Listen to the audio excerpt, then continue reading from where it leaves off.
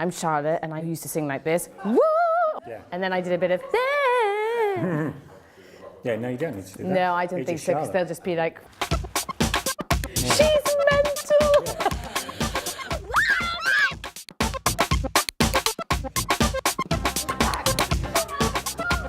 Cool, do you play the flute? When I started singing, you should have heard the sounds I made.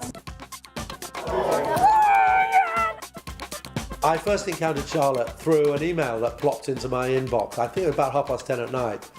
It was sort of unbelievably frank, very stream of consciousness. And I thought it was probably a scam of some kind.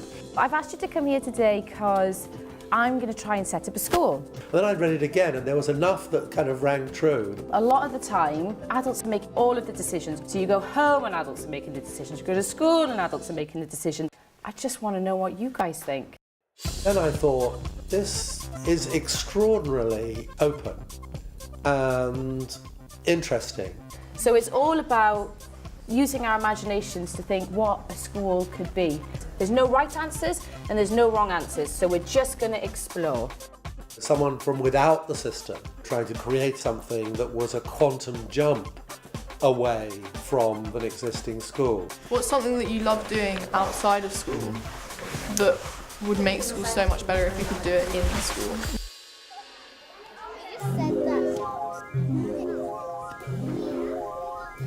When we ask children questions about their education and their school environment, they say amazing things. A pathway going through the school to our forest. We have our ICT room with our telescope and computers on top, and we have a rope over to the indoor cooking area with a diving board to the pool. Their opinions and what they have to offer are sometimes not only valid and practical.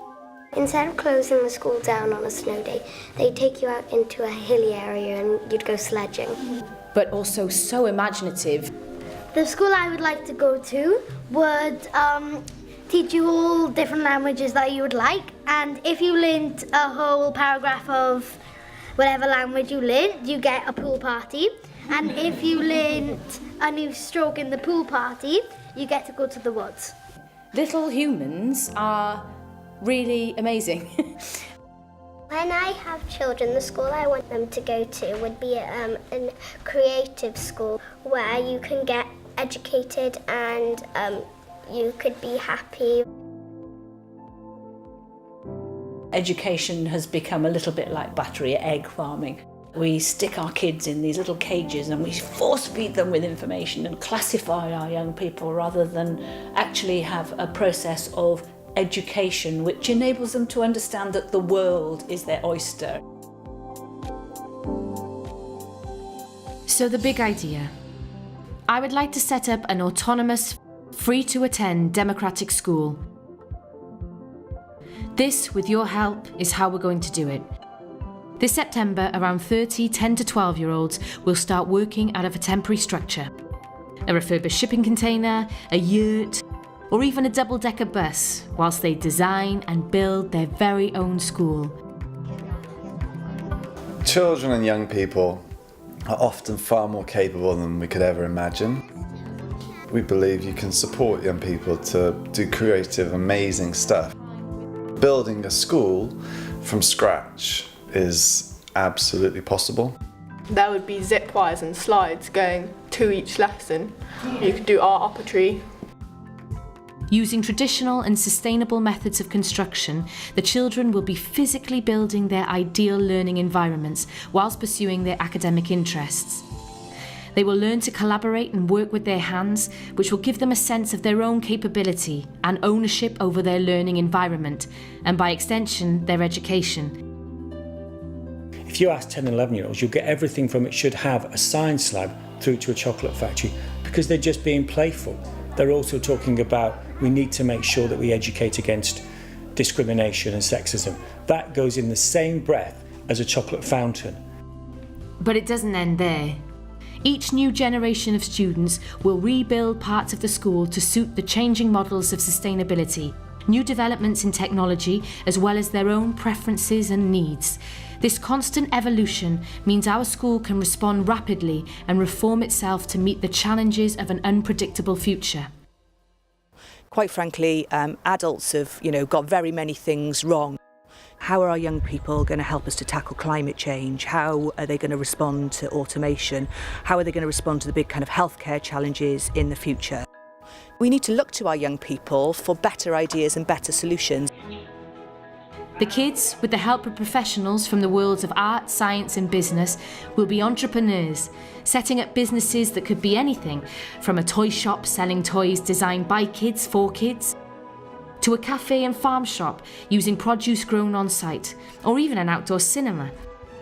These enterprises would operate from the school and would eventually fund the running of it. Giving kids real stuff to do, stuff that matters, challenging stuff, collaborative stuff.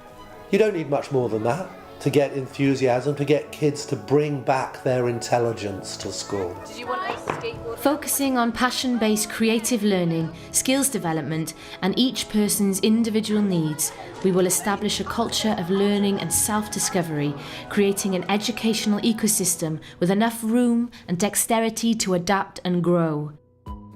School really is a little microcosm of wider society, and at the moment we're sort of modelling learning and children's environment on wider society, when actually it should be much more about innovation and about the society we want to create. Very little around the world has the right to call itself 21st century education. There is a moment coming where people will say, not only not good enough, but not nearly good enough. The idea of turning around the education system is huge. It seems like such a mountain to climb. But I think if we start thinking about it as a project with the children that we're teaching, that actually this can be a vital part of their education, is to co-construct their learning environments, co-construct curriculums. If we tried to do these things, and we're a bit brave, and you'd have to have a group of parents that were prepared to go along with that, we could have a really brilliant project for all teachers to go, that's the bit that applies to us, we're going to do that differently, and that's going to have an impact on the whole of the next generation of young people.